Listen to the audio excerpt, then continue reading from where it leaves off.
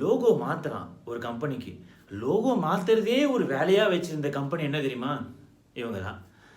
1976லேருந்து 2015 வரைக்கும் அவ்வளோ வாட்டி லோகோவை மாற்றிருக்காங்க. நீங்கள் நம்ப மாட்டீங்க.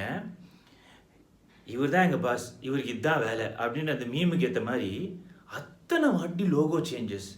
என்ன நினச்சாருன்னு தெரியல ஸ்டீவ் ஜாப்ஸு. 2011 அவர் இறந்து போனார். ஆனால் அதுக்கு முன்னாடி வரைக்கும் அவ்வளோ வாட்டி லோகோ சேஞ்சஸ். ஃபார் எக்ஸாம்பிள் 1976ல் ரொனால்ட் வெயின் அப்படின்றவர் இந்த லோகோவை டிசைன் பண்ணுறாரு. ஓகேவா? இந்த லோகோ டிசைன் பண்ணவர் என்ன சொல்கிறாரு அப்படின்னா, இது எப்படி நான் வந்து எதை வச்சு நான் டிசைன் பண்ணேன் அப்படின்னா வந்து ஐசக் நியூட்டன் உட்காந்துருக்க மாதிரியும், புக்கு படிச்சுக்கிட்டு மரத்துக்கு கீழே உட்காந்து படிக்கிற மாதிரியும், அப்புறம் அவருக்கு தலை மேலே வந்து மரம் இருக்குதுல, அந்த மரத்தில் ஒரு ஆப்பிள் இருக்க மாதிரியும், அந்த ஆப்பிள் வந்து எப்படி வந்து அவர் தலை மேலே விழுந்து அவர் எப்படி கிராவிட்டி கண்டுபிடிச்சார்ல, அது எவிடன்ஸ் இல்லைன்னு சொல்கிறாங்க. அவர் தலை மேலே விழுந்தது, அது ஸ்ட்ரெயிட்டாக தான் போய் விழுந்தது, அதனால தான் அவர் கிராவிட்டி கண்டுபிடிச்சாரு அப்படின்னு சொல்கிறாங்க. ஸோ அந்த டாபிக்குள்ளே போக தேவையில்லை. ஸோ இவர் என்ன சொல்கிறாரு அப்படின்னா, ரொனால்டு வேன்றவர் இப்படி தான் டிசைன் பண்ணேன். அவர் எப்படி லா ஆஃப் கிராவிட்டி அவர் கண்டுபிடிச்சதோ அந்த மாதிரி நான் டிசைன் பண்ணேன். அதுக்கப்புறமா வந்து இதில் அடிஷனல் ஜாயின் பண்ணிக்கிட்டாரு. என்ன ஜாயின் பண்ணிக்கிட்டாரு அப்படின்னா, எப்படி ரேப்பரிங் அப்புறம் ரிப்பன் சுற்றுற மாதிரி ஒரு டிசைன் வந்து செஞ்சுட்டாரு. செஞ்சுட்டு 1976ல் ஸ்டீவ் ஜாப்ஸை கொடுத்தாரு, இந்தாப்பா வச்சுக்கோப்பா அப்படின்னு சொல்லிட்டு. நம்ம மனுஷன் என்ன பண்ணார், இதெல்லாம் வந்து பழசாயிருச்சு அப்படின்னு சொல்லிட்டு 1977 அடுத்த வருஷமே இந்த டிசைன்லாம் பழசாயிருச்சு, ஓல்டு ஃபேஷனாக இருக்குது, ட்ரெண்டாக இல்லை அப்படின்னு சொல்லிட்டு 1977ல் ராப் ஜானாஃப் அப்படின்றவரை இதுக்காகவே லோகோ டிசைன் பண்ணுறதுக்காகவே அப்பாயிண்ட் பண்ணுறாரு. ஓகேவா? ராப் ஜானாஃப் யார் அப்படின்னா, அவர் எக்ஸ்பீரியன்ஸ்டான லோகோ டிசைனர். அவர் என்ன பண்ணுறாரு அப்படின்னா, ஆஹா சிக்கிட்டாண்டா மாப்பிள்ள அப்படின்னு சொல்லிட்டு வந்தவர், இவன்கிட்ட காசை கறந்துடணுண்டா அப்படின்ட்டு 1977ல் நல்லா தான் டிசைன் பண்ணிட்டாரு. ஜோக்ஸ் அப்பார்ட், 1977ல் ஸ்பெக்ட்ரம் ஆஃப் ரெயின்போ கலர்ஸ் வச்சு ஒரு ஆப்பிள் லோகோ டிசைன் பண்ணுறாரு. அப்போ ஸ்டீவ் ஜாப்ஸ் என்ன பண்ணுறாருன்னா, Apple II கம்ப்யூட்டர்ஸை லான்ச் பண்ணுறாரு. ஸோ அதோடு சேர்த்து இவங்க என்ன பண்ணுறாங்கன்னா, அந்த லோகோவின் காட்டுறாங்க. Apple II அப்படின்னு போட்டு லோகோ வந்து கொஞ்சம் எம்போஸ் ஆகி 3D லுக்கில் அந்த கடிச்ச இடத்துல வந்து Apple II போட்டு வந்து இந்த லோகோவையும் Apple II கம்ப்யூட்டர்ஸையும் லான்ச் பண்ணுறாங்க. என்ன நினச்சாங்க, ஏது நினச்சாங்கன்னு தெரியல. திடீர்னு 1984ல் அப்புக்குட்டி ஃபஸ்ட்டு கோட்டை முதலேருந்து போடுறா அப்படின்ற மாதிரி, இதெல்லாம் செல்லாது அப்படின்ட்டு லோகோவை மறுபடியும் மாற்றிடுறாங்க. என்னடா மறுபடியும் மாற்றிட்டாங்கன்னு பார்த்தா, மனுஷன் வந்து மேக்கன்டாஷ் கண்டுபிடிக்கிறாரு. ஓகேவா? அப்போ கண்டுபிடிச்சவர் என்ன பண்ணுறாரு அப்படின்னா, அந்த Apple II தூக்கியிருப்பா, எனக்கு வந்து மினிமல் டிசைனாக வேணும் அப்படின்னு சொல்லிட்டு வெறும் ஆப்பிளை ரெயின்போ கலர்ஸோட அடுக்கி அந்த வெறும் மினிமல் ஆப்பிள் லோகோ வச்சுட்டு அப்படியே விட்டதோடு இல்லாமல் மனுஷனை என்ன பண்ணுறாங்க, இவன் இருந்தால் சும்மா ஆப்பிள் லோகோ மாற்றினே இருக்காண்டா இவன் அப்படின்னு சொல்லிட்டு மனுஷனை வெளியே அனுப்பிச்சிடுறாங்க.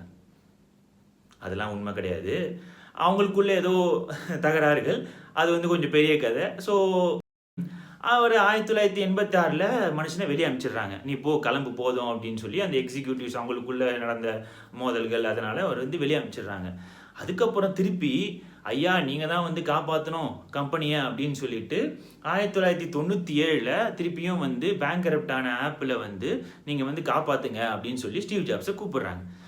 வந்தவர் சும்மா இல்லாமல் ஃபஸ்ட்டு ஐமேக்கை கண்டுபிடிச்சவர் எல்லாத்தையும் ரீவேம்ப் பண்ணுறா அப்படின்னு சொல்லிட்டு லோகோவையும் மாற்றி தொலைஞ்சிட்டாரு. என்ன பண்ணார் அப்படின்னா, ஸ்கை ப்ளூ கலரில் ஐமேக்கு ஏற்ற மாதிரி ஒரு லோகோவை டிசைன் பண்ணிட்டாரு. சரி, ஓகே, இதோட விடுவாருன்னு பார்த்தா அப்பயும் விடலை. அடுத்த வருஷமே கொஞ்சம் கூட மாறலைங்க.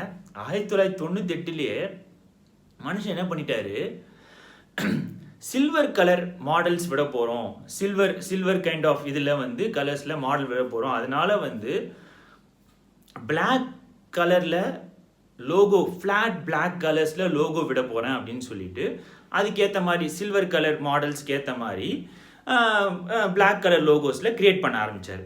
ஸோ க்ரியேட் பண்ணி விட ஆரம்பித்தார். சரி, இதோட விடுவார் அப்படின்னு பார்த்தா அப்பயும் விடலை. 2001லேருந்து 2007க்குள்ளே அவர் விட்ட ப்ராடக்ட்ஸ் என்னென்ன அப்படின்னா ஐபாட் விட்டார், அப்புறம் ஐடியூன்ஸ் ஆப் கொண்டு வந்தார், அதுக்கப்புறமா வந்து மேக் ஓஎஸ் 10.1 கொண்டு வந்தார். ஸோ இந்த மாதிரி விஷயங்கள்லாம் கொண்டு வந்தார். மனுஷன் கொண்டு வந்தது இது கொண்டு வந்தது இல்லாமல் என்ன பண்ணார் அப்படின்னா 2001லேருந்து 2007 வரைக்கும் சும்மா இல்லாமல் அக்வா லோகோ அப்படின்னு சொல்லிட்டு இந்த மாதிரி மாடலை கொண்டு வந்தார். சரி, இதோட இந்த மாடல்ஸ்லாம் அனுப்புங்கடா அப்படின்னு சொல்லிட்டு இதோட வச்சு அனுப்பிச்சார். சரி, ஓகே, இதோட விடுவாருன்னு பார்த்தா விடலை. 2007லேருந்து 2015 என்ன பண்ணார் அப்படின்னா குரோமா டெக்ஸ்டர்டு, ஓகே, ஸோ இந்த கைண்ட் ஆஃப் லோகோஸை வந்து மனுஷன் விட ஆரம்பித்தார். விட்டவர் என்ன பண்ணார் அப்படின்னா விட்டுட்டு 2011 இறந்துட்டார். ஓகேவா? அதுக்கப்புறம் இதெல்லாம் வந்து மாற்றின விஷயங்கள் இத்தனை வாட்டி மாற்றிருக்காரு லோகோவை. ஸ்டீவ் ஜாப்ஸ் கிட்ட கேட்டிருக்காங்க, எப்படி வந்து உங்களுக்கு வந்து இந்த ஆப்பிள் அப்படின்னு இந்த கம்பெனிக்கு பேர் வைக்கணும் தோணுச்சு அப்படின்னு கேட்டாங்க. அவர் சிம்பிளாக வந்து சொல்லி முடிச்சிட்டாரு. ஆனால் அந்த ஆப்பிள் இவர் சொன்னது இல்லாமல் வதந்திகள் எப்படி பரவிச்சு அப்படின்னா, ஆலன் டர்னிங் அப்படின்றவர் ஃபர்ஸ்ட் மாடர்ன் கம்ப்யூட்டர்ஸ் கண்டுபிடிச்சவர். ஸோ அவர் எப்படி இறந்து போகிறாரு அப்படின்னா வந்து அவர் ஆப்பிளில் வந்து பாய்சன்ட் ஆப்பிள் சாப்பிட்டு இறந்து போகிறாரு. ஓகேவா? ஸோ இதனால தான் வந்து ஃபஸ்ட்டு மாடர்ன் கம்ப்யூட்டர் கண்டுபிடிச்சவர்ல. ஸோ இவரும் வந்து computers first iOS, first apple products, phones இந்த மாதிரி கண்டுபிடிச்சதால அதையும் இதையும் லிங்க் பண்ணி அதனால தான் இவர் ஆப்பிள்னு பேர் வச்சார், பாதி கடிச்ச ஆப்பிள் பேர் வச்சார் அப்படின்னு சொல்லிட்டு வதந்திக்கு பரவிச்சு. ஸோ அப்போது இவர் என்ன பண்ணார், ஸ்டீவ் ஜாப்ஸ் என்ன பண்ணார், அதெல்லாம் கிடையாது, எனக்கு ஆப்பிள்ன்ற ஃப்ரூட் பிடிக்கும், அதனால வந்து நான் கம்பெனி சிம்பிளாக இருக்கணும் அப்படின்னு சொல்லிட்டு சிம்பிள் மினிமல் டிசைன்ஸ் விரும்புகிறவர் ஸ்டீவ் ஜாப்ஸ். ஸோ அதனால வந்து அவர் என்ன சொன்னார்னா, இப்படி தான் வைக்கணும்னு நான் ஆசைப்பட்டேன், அதனால வந்து ஆப்பிள் ஃப்ரூட் பிடிக்கும், மினிமலாக இருக்கும், சிம்பிளாக இருக்கும்னு சொல்லிட்டு வச்சிடலான்னு சொல்லி வச்சேன் அப்படின்னு. அதுக்கப்புறம் இன்னொரு வதந்தி என்ன பரவிச்சு அப்படின்னா, அது என்னடா கடிச்ச ஆப்பிள் அப்படின்னு சொல்லிட்டு கேட்டுட்டு இருந்தாங்க, என்னடா டிசைனு அப்படின்னு சொல்லிட்டு.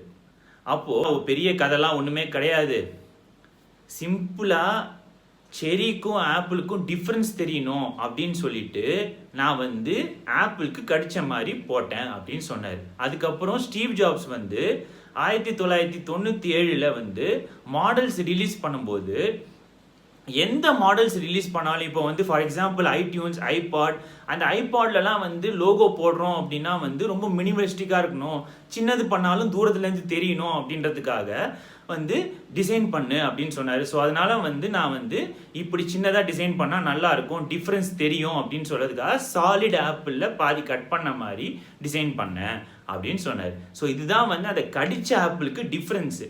நம்ம ஆளுங்க விட்டாங்க பாருங்க கதை. ஸோ அந்த மாதிரி கம்பெனியை வந்து ஏன் ஆப்பிள்னு பேர் வச்சுருக்காங்க, அப்புறம் எத்தனை வாட்டி லோகோ டிசைன்ஸ் சேஞ்ச் பண்ணியிருக்காங்க, அப்புறம் அந்த கடிச்ச ஆப்பிளுக்கு என்ன விளக்கம் அப்படின்றது இதுதான். ஓகே, இந்த வீடியோவை என்ஜாய் பண்ணியிருப்பீங்கன்னு நினைக்கிறேன்.